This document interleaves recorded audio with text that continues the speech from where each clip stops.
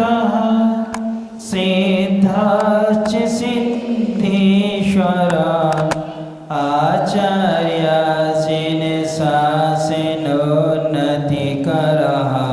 पूज्योपाध्यायकः श्रीसिद्धान्त शोपाटिका मुनिवर रतिनात्रयाराधिकः पंचैते परमेष्ठिनः प्रतिदिनं कुर्वन्तु मे मङ्गलं श्रीमन्नमृसुरसुरेन्द्रिमुकुट प्रत्योत्तर न प्रिवा वाशदेपादेन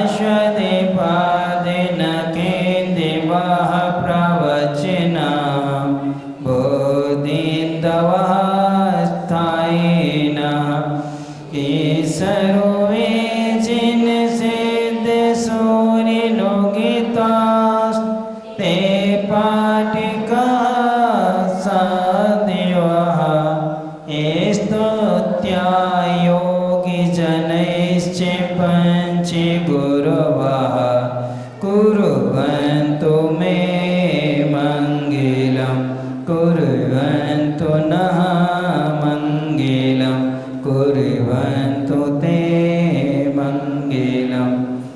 मंगलचरण के रूप में पंच परमेष्ठी और नव देवताओं को नमस्कार करते हुए फिर इसके बाद में 24 तीर्थंकर 12 चक्रवर्ती 9 नारायण प्रतिनर बलभद्र इन 63 सलाका पुरुषों का स्मरण करते हुए सभी रिद्धियों के धारी मुनिराजों का स्मरण करते हुए अर्थात 64 रिद्धि के धारी और उनसे कम 63 रिद्धि के धारी गणधर परमेष्ठी और 8 या 18 या 5 आदि 7 आदि रिद्धियों के धारी ऐसे मुनिराजों का स्मरण करते हुए और फिर कल अपन ने तीनों लोकों में असंख्यात जो अकृत्रिम चैत्य चैत्यालय हैं उनका स्मरण किया, उनकी वंदना की है।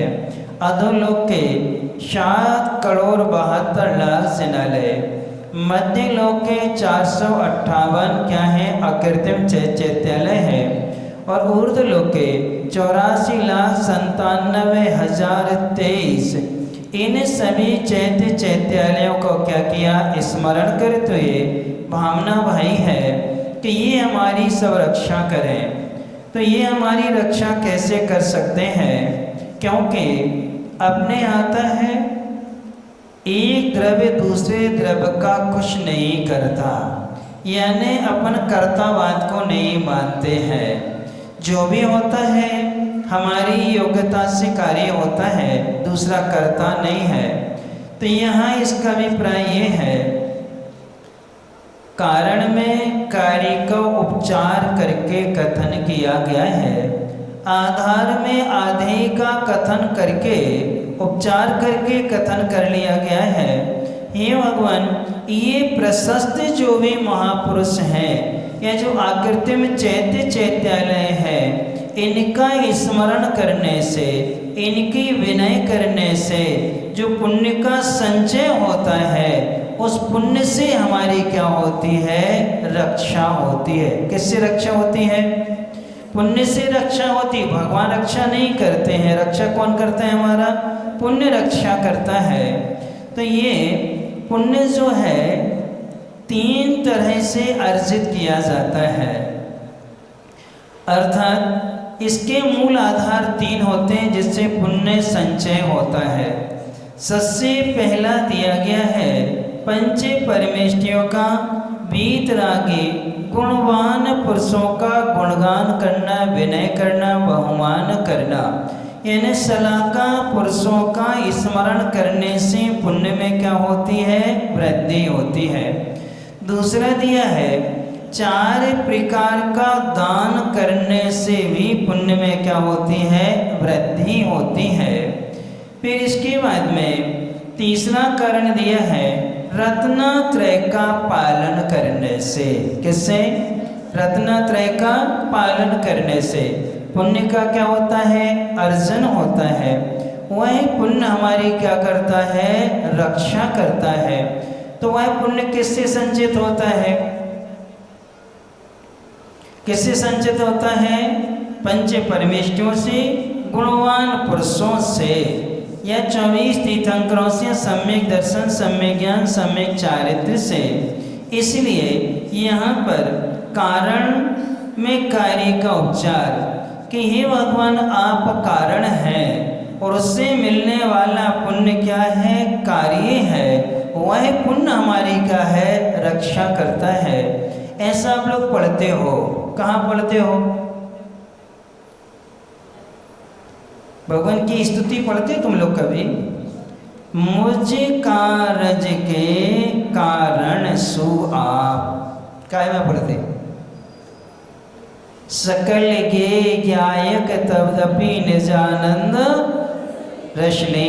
ये जो स्तुति है जनेन्द्र भगवान के, इस स्तुति में दूसरे छंद में आ जाता है कि हे भगवान मुझ कारज, मुझ में जो सो परिणाम हुए हैं, जो कार्य मुझ में हुआ है उसमें कारण कौन है? आप हैं। आपके बगैर यह कार्य संभव नहीं था। इसी प्रकार से इस मंगलाष्टक में पंच परमेष्टि नव देवता रत्नत्रय रूप धर्म 63 लाख का महापुरुष, 64 रीतियों के धारी ऋषिराज और तीनों लोकों के आकृतिम चैत्य और चैत्यालय, इन सब का स्मरण करने से पुण्य की प्राप्ति होती है।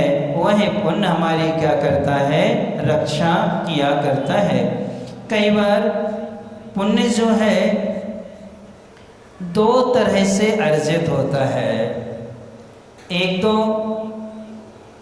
4 घातियाँ जो कर्म हैं ये पाप रूपी ही होते हैं। ज्ञानावरण, दर्शनावरण, मोहिनी और अंतराय।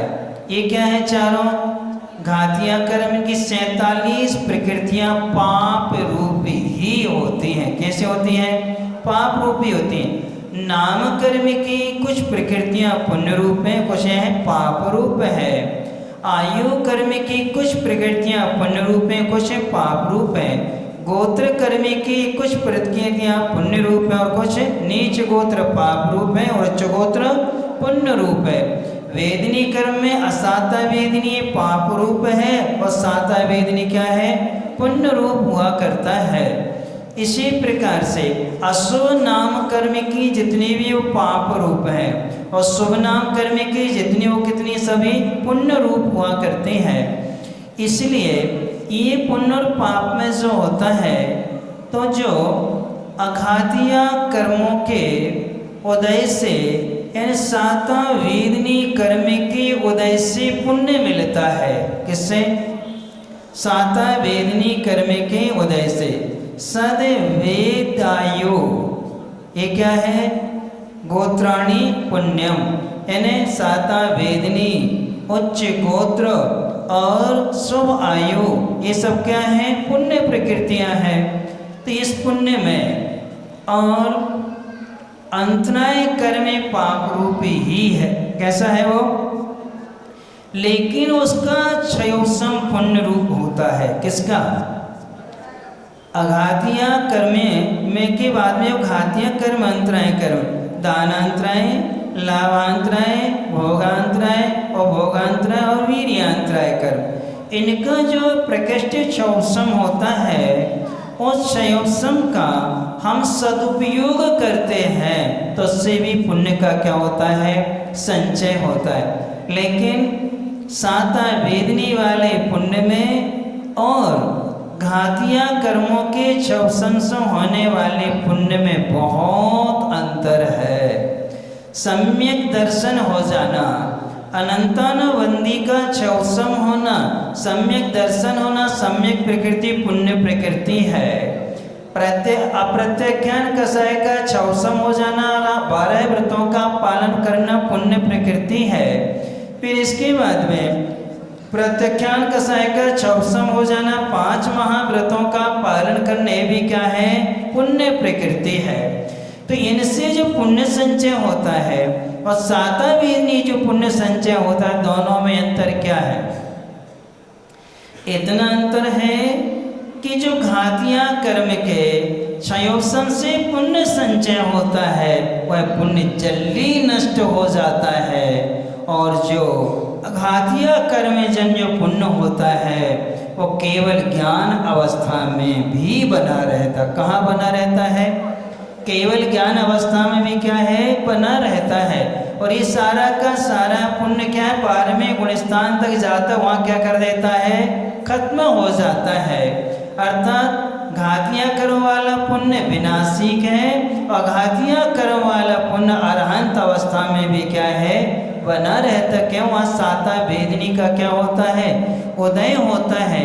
इसलिए मनुष्यायु का उदय है, उच्च गोत्र वहाँ होता है, इसलिए ये सारा का सारा पुण्य हमारा क्या है, वहाँ बना रहता है। तो आपको कौन सा पुण्य चाहिए? जो नष्ट हो जाए वो वाला चाहिए, और जो आपके साथ में बना रहे वो चाहिए? आप लोग प्रयास तो उसी पुण्य का करते हो, कौन सा? अब 5 परमेष्टि, 9 देवता, 63 लाख का महापुरुष, 64 रिद्धियाँ और आकृति में 34 का स्मरण करने से कौन सा पुण्य संचय होता है? कौन सा पुण्य संचय होता है? इन सब से अघातिया कर्म जन्य पुण्य संचय होता है। कौन सा? यानी नाश नहीं होने वाला पुण्य, यानी इनकी भक्ति, इनका गुणगान, इनका स्मरण आदि जब जब हम करेंगे, ये पुण्य हमारा केवल ज्ञान अवस्था में भी बना रहेगा। बाकी सारा पुण्य क्या हो जाएगा, यही नष्ट हो जाया करता है। इसलिए हमें इन स्थितियों के आधारभूत जो अधिकरण बनते हैं उनका हमें निरंतर क्या करना चाहिए, स्मरण करना चाहिए। अब आगे दे रहे हैं कि जब भगवान का शरीर परम औदारिक हो जाता है, कौन सा हो जाता है? औदारिक शरीर ही परम औदारिक होता है। इस शरीर के जब 18 दोष नाश हो जाते हैं, उन दोषों के नाश हो जाने से ये शरीर कैसा होता है, परम औदारिक। परम औदारिक शरीर में विशेषता ये है कि इस स्फटिक के समान निर्मल हो जाता है। किसके समान? यानी ये किसी की दृष्टि में आकृति दिखेगी, लेकिन ये है कि ये बाधक नहीं बनता है, इसलिए उनकी परछाई नहीं पड़ती। किनकी? जबकि उनका शरीर पुद्गल है। कैसा है? अभी पुद्गल है। औदारिक शरीर नाम कर्मी का उदय है, वज्र वृषभ नाराज सहनन है, इन सब का उदय है। इसके बाद भी क्या नहीं पड़ती, उनकी परछाई नहीं पड़ती। किसकी? अब एक स्फटिक लाना, इस स्फटिक को रख देना, इस स्फटिक की कभी भी क्या नहीं पड़ती, परछाई नहीं पड़ती। रत्न जो होते हैं, रत्नों की कभी क्या नहीं होती है, परछाई नहीं पड़ती है। जबकि दीपक की परछाई होती है, सबको प्रकाशित करेगा, लेकिन उसके नीचे क्या होता है, दिया तले, जैसा तलवाड़ा वालों के लिए। कहाँ है? हम स्वयं क्या है, अंधकार में, और दूसरों को क्या है, हम बतला रहे हैं। इसलिए आचार्यों ने रत्नों का उदाहरण देते। किसका देते हैं? रत्नों का, कि रत्न जो होते हैं उनकी कभी भी परछाई नहीं पड़ती है, सर्वांग से प्रकाशित होते। कहाँ से होते हैं? सर्वांग से प्रकाशित है। ऐसे अरहंत भगवान 18 दोषों से रहित हो जाने से इस स्फटिक जैसा निर्मल शरीर हो जाता है। उनके संपूर्ण अवयव क्या होते हैं, दैदीप्यमान हुआ करते हैं, प्रकाशित होते हैं, वो शरीर न किसी से बाधित होता है और न किसी को बाधा पहुंचाता है। जो बाधित होते हैं या बाधा पहुंचाएंगे वहाँ परछाई पड़ेगी, और जो न बाधित होते न बाधा करते उनकी परछाई नहीं पड़ा करती है। इसलिए हमें अरहंत भगवान की स्तुति करने से ये पुण्य क्या है, हमें मिल जाया करता है। अब ऐसे परमावतारिक शरीर का जब विनाश होता है, क्या होता है? विनाश। विनाश कहने में आता है, लेकिन वे परमाणु जितने पुद्गल बहुत शुद्ध होते हैं, क्या होते हैं वो? दोषों से क्या है? 18 दोषों से रहित शुद्ध परमाणु होते हैं। वो परमाणु जिस भूमि पर बिखरते हैं उसका नाम कहलाता है सिद्ध क्षेत्र। क्या होते हैं? अरहंतों के या तीर्थंकरों के शरीर के जो परमाणु होते हैं वो अत्यंत शुद्ध परमाणु होते हैं। वो शुद्ध परमाणु नष्ट नहीं होते, पूर्ण कलन को प्राप्त नहीं होते हैं। ऐसे वो अवयव जहाँ बिखरते हैं उसका नाम क्या कहलाता है? सिद्ध क्षेत्र कहलाता है। अपना शरीर तो जलाना पड़ता है, और नहीं जलाए तो क्या होता है? जिंदा में 40 किलो का, मरने के बाद 60 किलो का हो जाता है, और दिन एक आध दो दिन और रखे रहो तो और उसका क्या हो जाता है? और फिर क्या आने लगती है? गंधादि आती है। लेकिन भगवान के शरीर का जैसे केवल ज्ञान के बाद जितने समय तक रहना रहते आयु कर्म जब तक है, जैसे मोक्ष होता है उनके सारे के सारे परमाणु उसी स्थान पर क्या हो जाते हैं? बिखर जाते हैं। उन परमाणुओं को अशुद्ध करने वाला कोई भी कर्म में विद्यमान नहीं रहता। क्यों? ज्ञानवर्ण, दर्शनावर्ण, मोहिनी और अंतराय। अपने शरीर के जो परमाणु हैं, इन परमाणुओं को अशुद्ध करने वाले यदि कोई है तो वो कौन है? मोहिनी कर्म। कौन सा कर्म?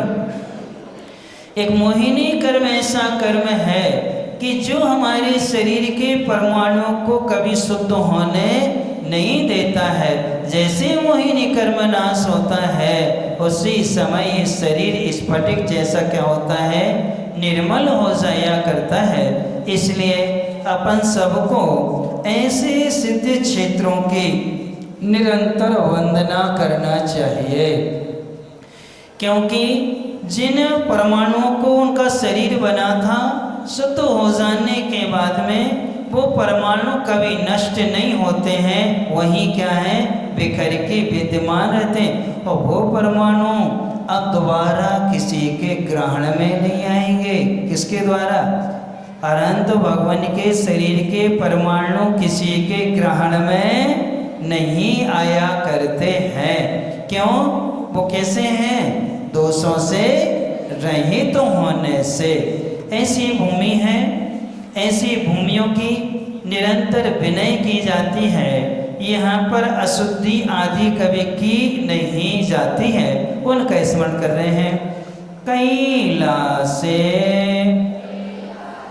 वृषवश्य निर्वृति मही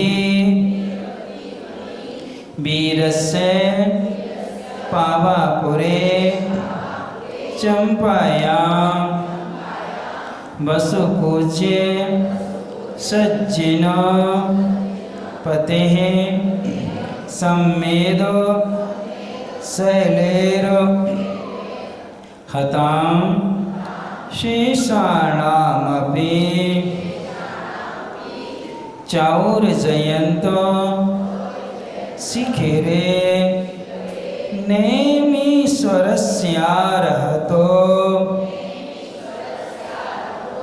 निर्वाणा वन्यः प्रसिद्धि विभवः कुर्वन्तु मे मंगलम्। कैलासे वृषभस्व निर्वृतिमयी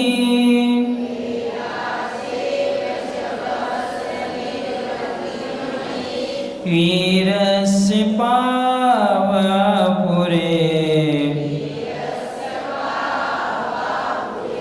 चंपायां वसुपूज्य सज्जिनपते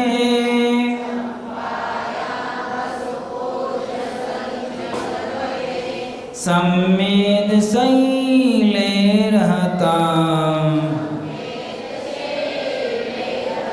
शेषाणामपि चौर्जयन्ति शिखिरे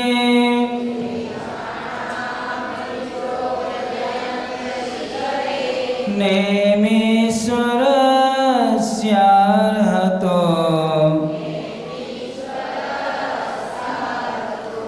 निर्वाणवन्यः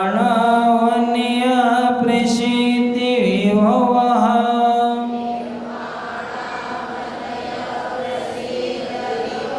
कुर्वन्तु मे मंगलम्।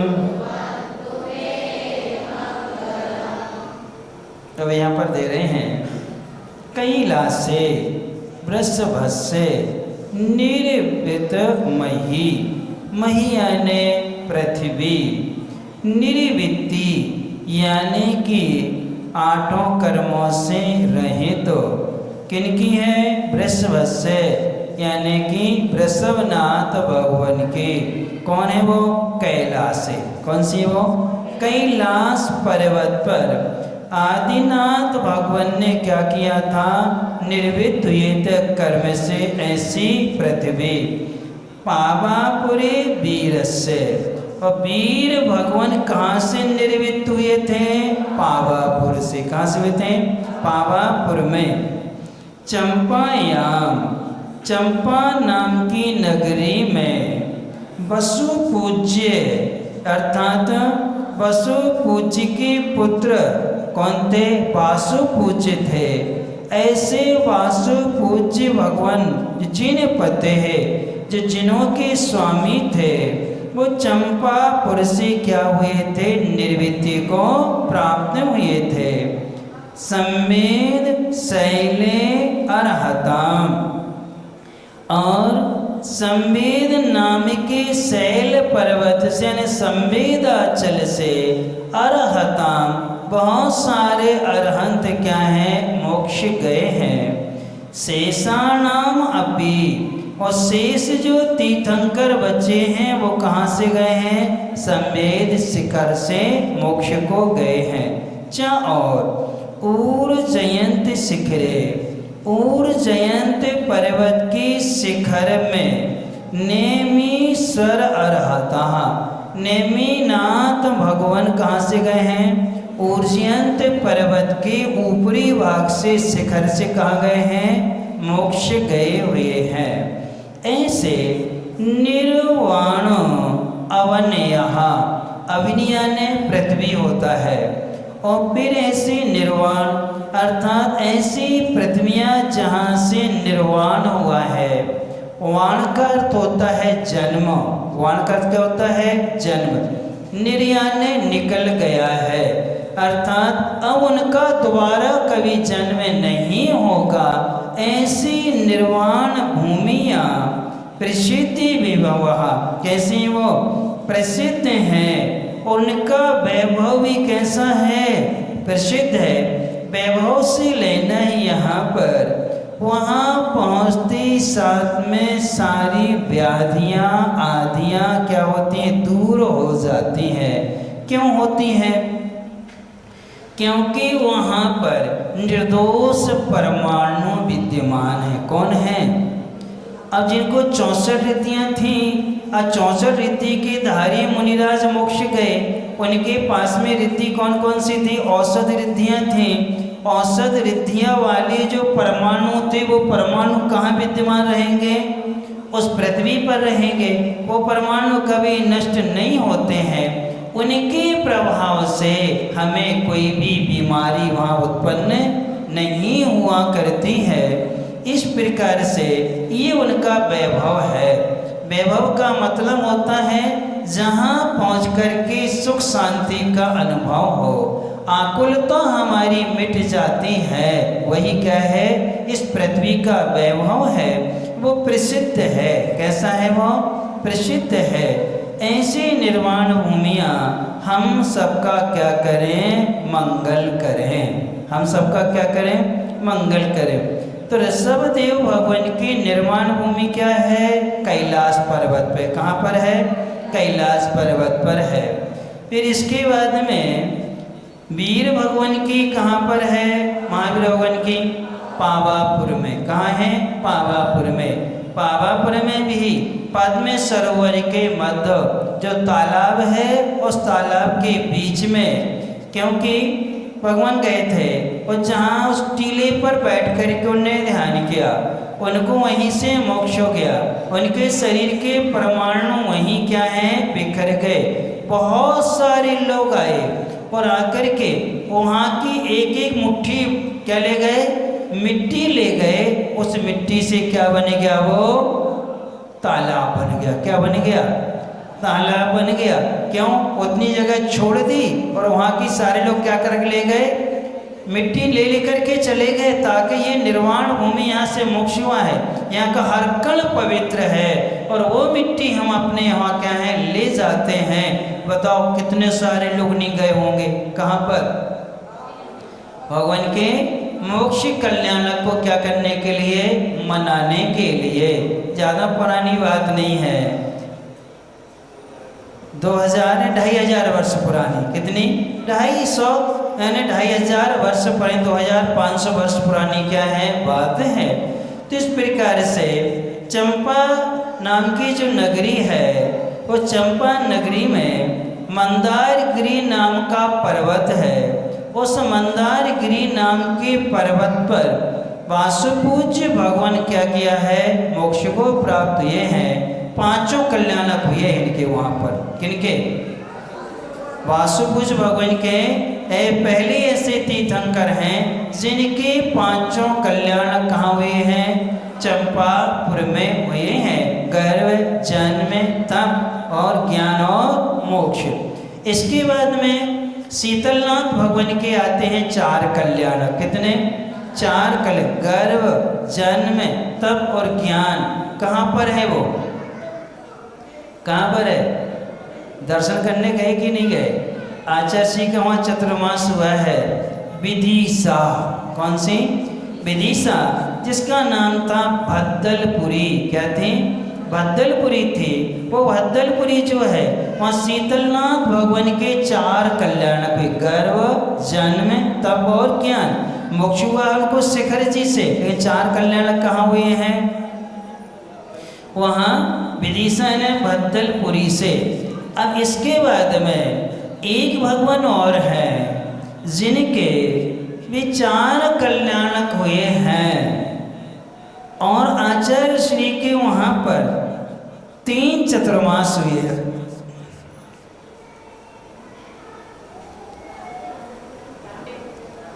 जहाँ से 5.5 करोड़ मुनिराज मोक्ष गए हैं।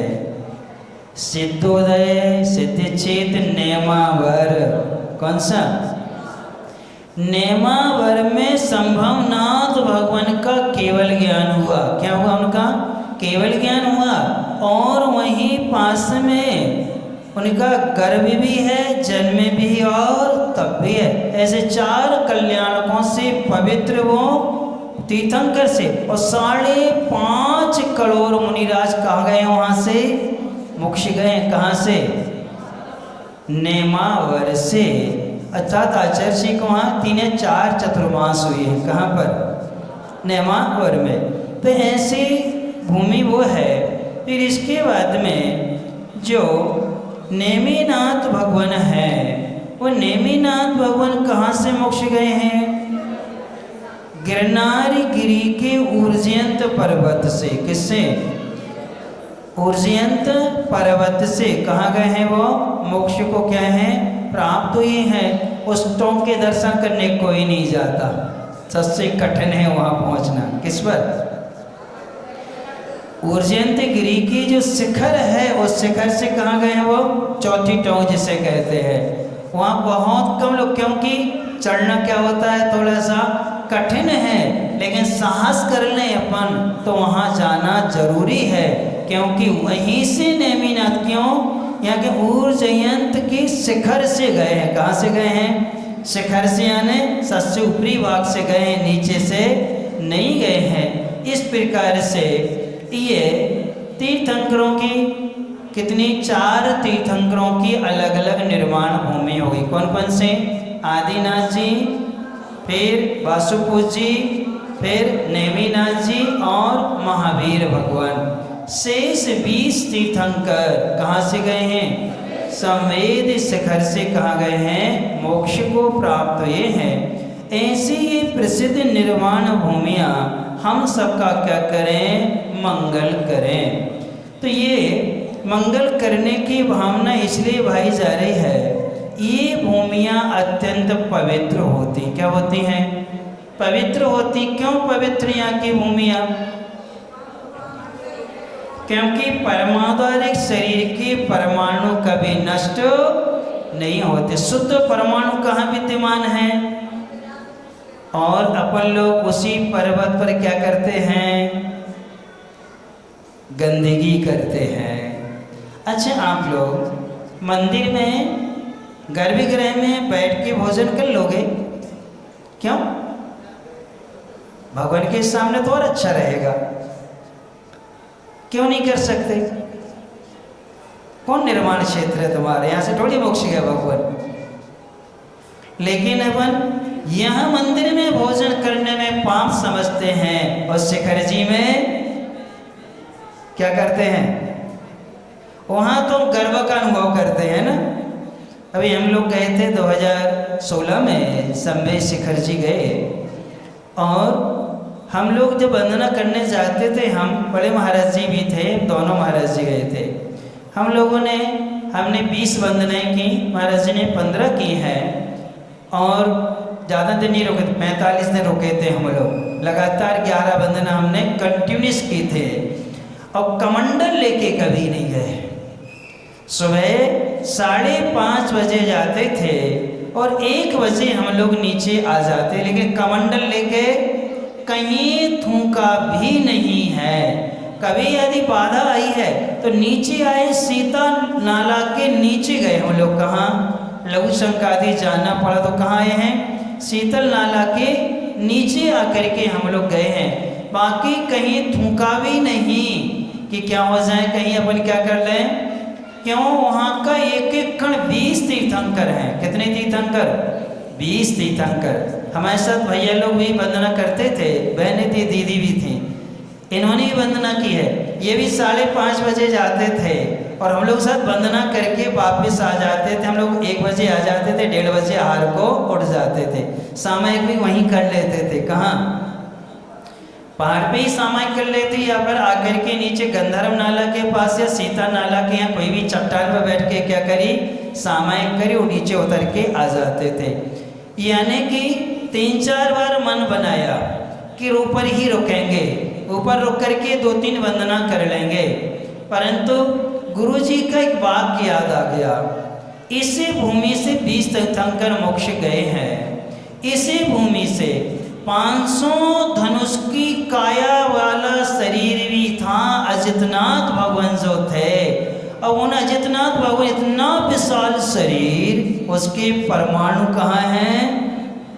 वहीं पर हैं। वह पार्श्वनाथ भगवान के भी परमाणु कहाँ हैं? जैसे 20 तीर्थंकर के परमाणु है, तो पूरा पर्वत क्या है? उन परमाणुओं से पवित्र है। अब ऐसे पवित्र क्षेत्र पर हम कैसे लघु शंका जाएं, कैसे दीर्घ शंका जाएंगे और कैसे थूक सकते हैं? हम वहाँ ये कोई कार्य नहीं कर सकते। ये विनय कहलाती है। क्या है?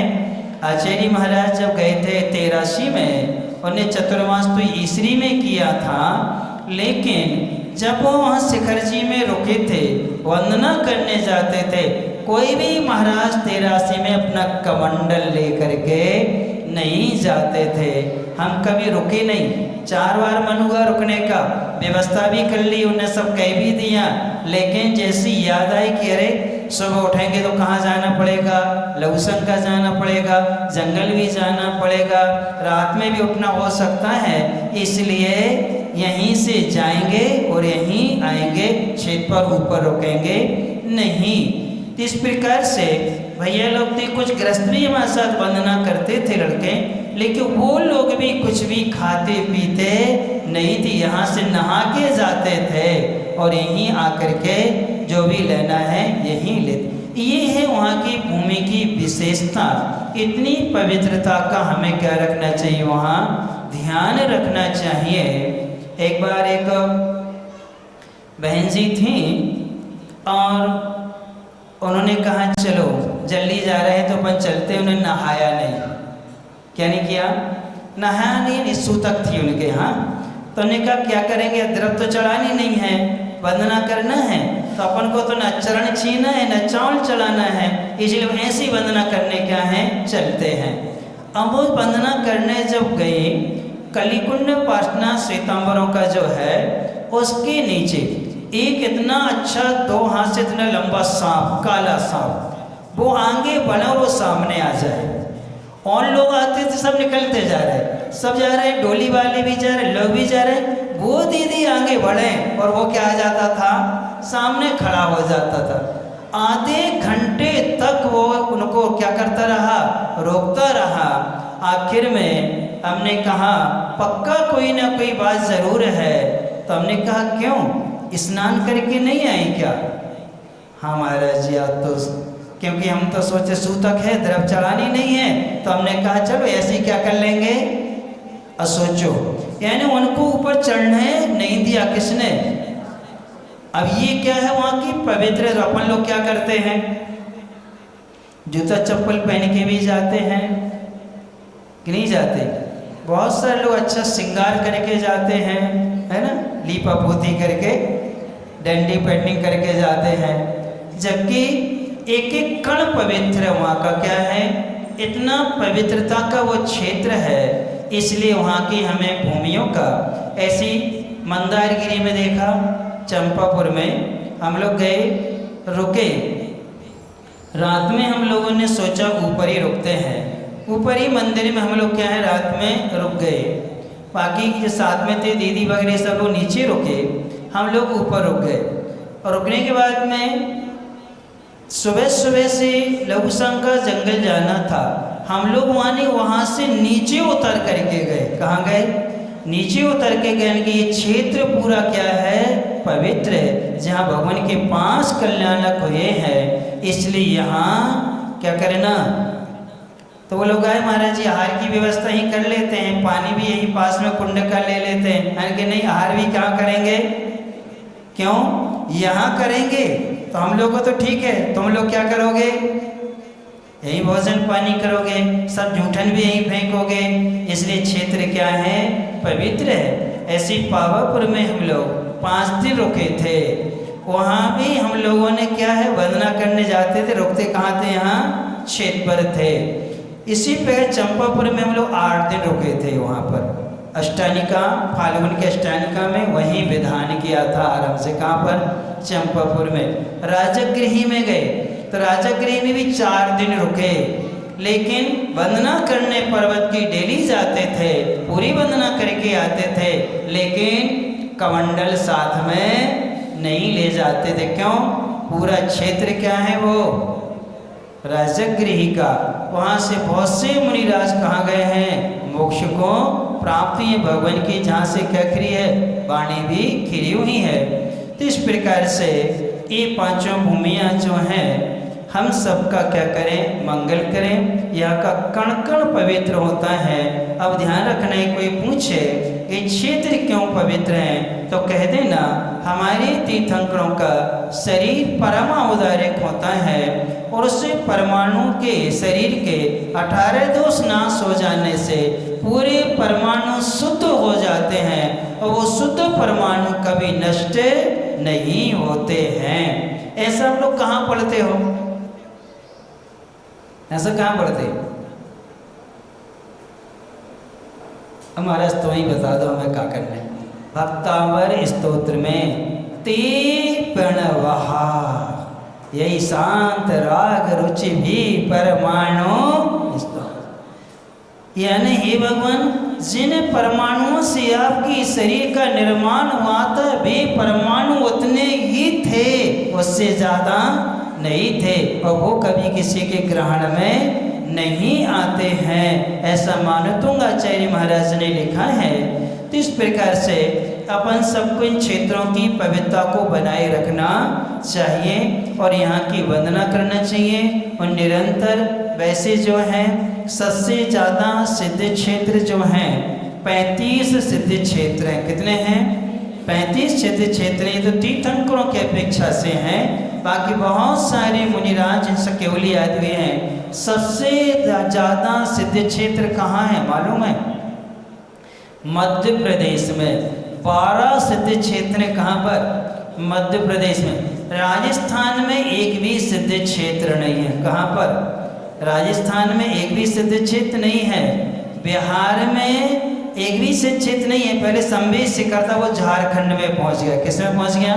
झारखंड में पहुंच गया, इसलिए वहाँ पर है, लेकिन बिहार में कोई सिद्ध क्षेत्र नहीं है। महाराष्ट्र में 5 सिद्ध क्षेत्र हैं। कर्नाटक में एक भी सिद्ध क्षेत्र नहीं है। कहाँ पर? कर्नाटक में एक भी सिद्ध क्षेत्र नहीं है। तमिलनाडु में भी एक भी सिद्ध क्षेत्र नहीं है। यानी कि ये बहुत सारी जगह है जहाँ सिद्ध क्षेत्र नहीं है, लेकिन वहाँ पर कल्याण का आदि तो भगवान के क्या है वो ये है, तब आदि उन्होंने वहाँ किया है। ऐसे क्षेत्र हमें क्या है मिलते हैं। तो आप लोगों ने मध्य प्रदेश के 12 सिद्ध क्षेत्रों की वंदना कौन कौन ने की?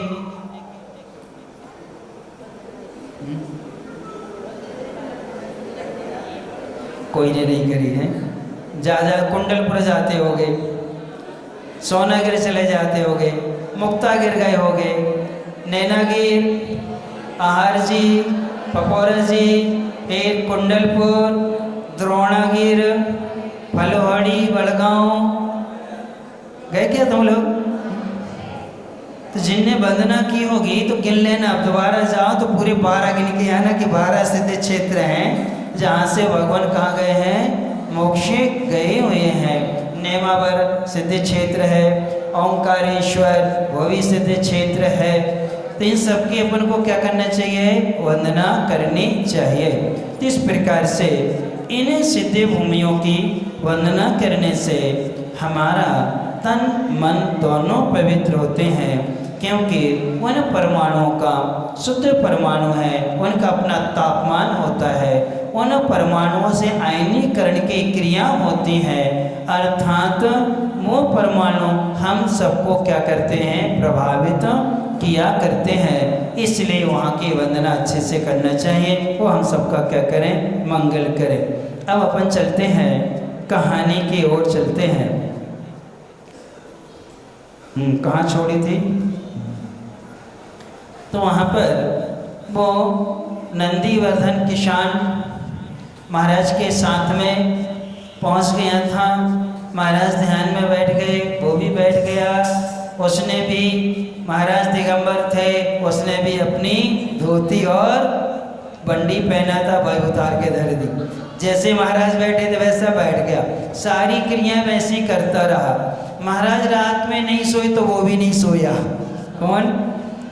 सुबह सुबह महाराज उठे, लघु शंका आदि करके आए, जंगल आदि से निर्वृत्त होके आए। ये उनके पीछे पीछे चला गया, देखता रहा, वापिस आ गया। महाराज बैठ गए, करीब 10 बज रहे होंगे। अब उसने महाराज से कहा, उठो। कहाँ? आप कहाँ बैठ गए? वहाँ चलो। कहाँ चलो? शहर में चलो भोजन के लिए। महाराज ने कहा, हमारा तो आज उपवास है, मुझे आहार के लिए नहीं जाना।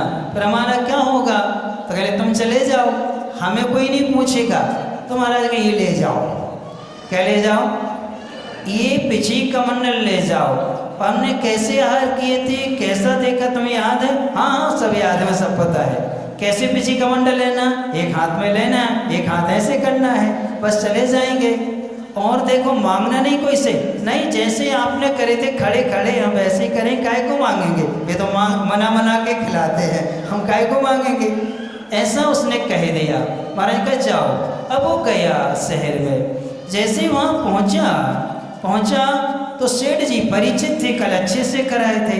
उनके यहाँ सुबह सुबह गाय ने बछड़े को जन्म दिया था, इसलिए सेठ जी ने पड़गाहन नहीं किया। क्यों? सुबह सुबह क्या हुआ?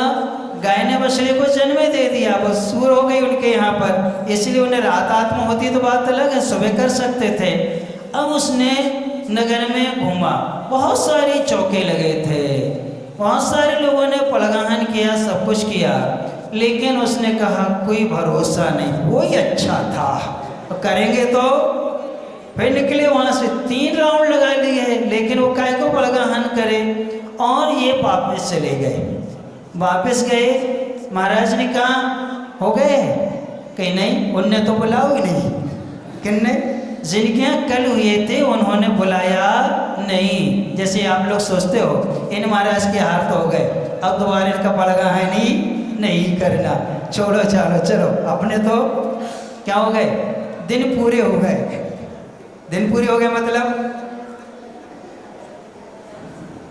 हमारे तो दिन पूरे हो गए मतलब निपट गए, यानी हमारे तो 4 दिन हो गए, महाराज के हार हुए ना हुए हमें इससे कोई मतलब नहीं है, हमारा तो नहीं, हम तो 4 दिन लगा को सबने लगा लो फुर्सत। अब क्या देखो नहीं रही समाज के लाने, ये अपनी गलत धारणा है।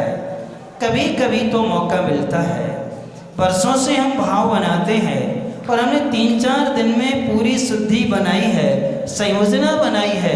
ऐसा तो नहीं कि 4 दिन का द्रव्य 6 दिन या 7 दिन तक ना चल पाए, ऐसा तो हो ही नहीं सकता है कि हमारा अपना द्रव्य 4 दिन 6 दिन 8 दिन चल सकता है। तो हमें प्रतीक्षा निरंतर करते रहना चाहिए। जिसका नंबर है तुम अपना पुरुषार्थ करो, हम अपना करेंगे। क्यों? अपना अपना पुण्य होता है। जैसे तुम लोग दुकानें खोलते हो कि नहीं, और कोई की बिक्री न हो गए सो क्या करना भैया? अपनी दुकान बंद कर लेना, इनका बिक जाने दो। क्यों? इनकी दुकान बहुत दिन से क्या नहीं हो रही, चल नहीं रही, बिक्री नहीं, इसलिए अपनी दुकानें सब क्या कर लो। करते हो क्या? ऐसा ही बताओ, करते हो क्या? अपन तो दूसरे की दुकान से ग्राहक को बुला रहे कि तुम्हें तो आ जाओ हमारे यहाँ, उनके यहाँ नहीं जा।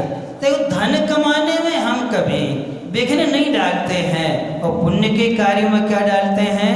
विघ्न। तुम बंद करोगे तभी हम लगाएंगे। इससे अंतरायी कर्म कैसा बंद होता है? आपके घर में ऐसी संतान उत्पन्न होगी जो संतान माता पिता की आज्ञा में नहीं रहेगी, अर्थात अपनी ही संतान से उनको क्या होना होगा? कष्ट उठाना पड़ता, दुख उठाना पड़ता है। वो आए, महाराज ने कहा भैया अब तो बैठ जाओ, और वो बैठ गया। जैसा हम कर रहे वैसे ही करना। महाराज का सुनो, अब तुम क्या करते रहते हो कि जैसे आप हिलाते हो हम हिलाते हैं, आप चुप हो जाते हम चुप हो जाते हैं। तब ने कहा ओम नमो अरिहंताणम, इतना उसको बोला, उसको बार बार बोले, उसने याद कर लिया। दूसरा पद, तीसरा पद, चौथा, 5वां पद क्या कर दिए। अब इसी पद को, इन 5 को पढ़ते रहना कि क्या होगा? इन 5 को पढ़ने से भूख प्यास नहीं लगती, मच्छर भी नहीं काटते, कुछ भी नहीं होता है, थकान भी नहीं आती है। इन्हीं को पढ़ते रहना। वो बेचारा पढ़ता रहा, बैठा रहा। दूसरे दिन फिर कहा महाराज से चलो। महाराज ने कहा आज भी हमारा क्या है? उपवास है, हम तो आज भी नहीं जाएंगे, तुम्हें जाना है सो चले जाओ। वो गया। सेठ जी आज पड़गाहन करने क्या थे, खड़े थे। अब वो जब वहाँ से निकला और सेठ जी के यहाँ देखा, देख कर के मन तो हुआ कि यहाँ चले जाएं। तत्काल याद आ गया, अरे कल तो हम राजा के महल के सामने से निकले थे। सेठ से ज़्यादा अच्छा भोजन तो महल में मिलेगा, किसके यहाँ मिलेगा? राजा के यहाँ। अब तो अपन कहाँ करेंगे? राजा ही के हार करेंगे। अब वहाँ से निकल गया।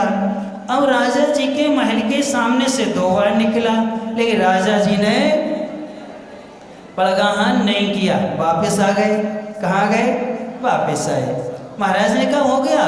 कहीं नहीं। क्यों? सेठ जी नहीं खड़े थे? आज तो खड़े थे, लेकिन हमारे मन में भाव आया कि सेठ से अच्छा भोजन तो राजा का रहेगा, राजा के यहाँ तो और अच्छी अच्छी चीज़ें होती हैं, इसलिए हमने सोचा राजा यदि देगा तो आहार करेंगे, अन्यथा नहीं करेंगे।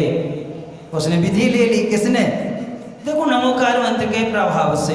तो महाराज ने कहा कोई बात नहीं, बैठ जाओ। एक ही बार जाना होता है हमारे साथ में, दूसरी बार हम लोग कभी जाते नहीं हैं। बैठ गया और नमोकार मंत्र का स्मरण करता रहा। शाम को महाराज ने अपने अवधि ज्ञान से देखा और देख कर कि अरे इसकी आयु तो मात्र 12 घंटे बची है। कितनी बची है? 12 घंटे की आयु बची इसकी। अब इसको अच्छे से संबोधना चाहिए, इसको अच्छे से संभालना चाहिए। महाराज उसके पास में आ गए और पास में नमोकार मंत्र के अलावा कहने लगे, इस शरीर अलग है, आत्मा अलग है। क्या तुमने किसी का शरीर जलता हुआ देखा? उसने कहा बहुत से लोगों का देखा है। आत्मा क्या होती है? इससे अलग होती है। आत्मा भोजन पानी नहीं करती है, ये सब शरीर की प्रक्रियाएं हैं। और उसको वेद विज्ञान कराते कराते इतना पक्का कर दिया, रात भर महाराज उसको क्या करते रहे? शरीर अलग और आत्मा अलग है, सबको क्षमा कर दो, तुम्हारा कोई है, तुम्हारा किसी से विकल्प है, सबको क्षमा कर दिया, सबसे मोह छोड़ दो। सबसे छोड़वा के शरीर से भी क्या करा दिया? मोह छुड़वा दिया। जब सब छुड़वा दिया, प्रातः काल का सूर्य उदय होता है और सूर्य उदय होते ही साथ में उसका मरण होता है। क्या होता है? संलिखना पूर्वक मरण होता है। तो बाहर में स्वर्ग में जाके देव बनता है। कौन से स्वर्ग में? बाहर में स्वर्ग में देव बनता है। महाराज उसके शरीर को उठा करके एक चट्टान पर रख देते हैं और वहाँ से क्या कर जाते हैं? विहार कर जाते। क्या कर जाते हैं? विहार कर जाते हैं। तब अमर ने कहा, देखो हमें गुरु महाराज ने कहानी सुनाई थी कि देखा सीखी में मुनिराज की संगति करने से एक अनपढ़ अनभिज्ञ एक किसान ने भी मुनि व्रतों को स्वीकार कर लिया। से भोजन के लिए मुनि बना था। किसके लिए? भोजन के लिए मुनि बना। लेकिन महाराज की संगति में आने से 3 दिन में उसने क्या कर लिया? संलेखना पूर्वक मरण करके अपना भाव सुधार लिया। एक भवातारी देव बना। कौन सा? एक भवातारी। वहाँ से आएगा, मुनि बनेगा और कहाँ चला जाएगा? मोक्ष चला जाएगा। जब उन्होंने बताया कि मात्र कितने दिन की संगति मिली नंदीवर्धन को? कितने दिन की? 3 दिन की संगति। 3 दिन की संत की संगति से जब एक जीर्ण धर्म से अनभिज्ञ व्यक्ति अपना कल्याण कर सकता है, तो आप लोग कितनी संगति मिल रही? कितने दिन हो गए?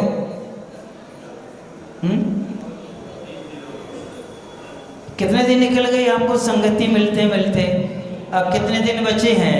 इतने याद कर लो बस। हमारे 60 दिन बचे हैं, ज़्यादा नहीं है। 60-65 दिन ही आपको मिलना है लाभ, बस 1 नवंबर तक। उसके बाद में छुट्टी हो जाएगी। यानी कि ये जो स्थितियां हैं, तो हम उस संगति से कितना लाभ ले रहे हैं? इतने दिन में हमने क्या सीखा? किसमें?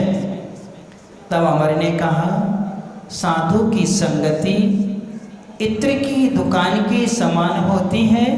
हम उस दुकान पर जाएं, वहाँ से कुछ ना खरीदें, इसके बाद भी हमें सुगंध तो क्या है? मिल ही जाती है।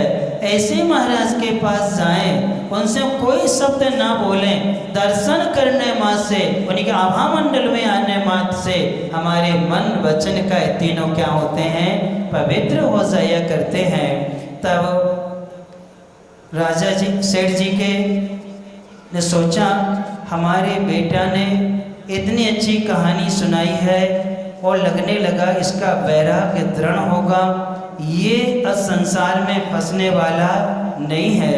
इसलिए अब हमारे लिए ज़्यादा प्रवचन नहीं करवाना। यदि ज़्यादा प्रवचन करवाएंगे तो ऐसा ना हो क्या बन जाए? इसलिए अब इसको संसार में फंसाना चाहिए। किसमें फंसाना चाहिए? संसार में फंसाना चाहिए। और सेठ जी ने अपने पुरोहित जी से कहा, पता करो कोई अच्छी सुसज्जित कन्या मिल जाए जिससे हम अपने बेटे का विवाह कर सकें। ये सब बातें उनसे हो जाती हैं।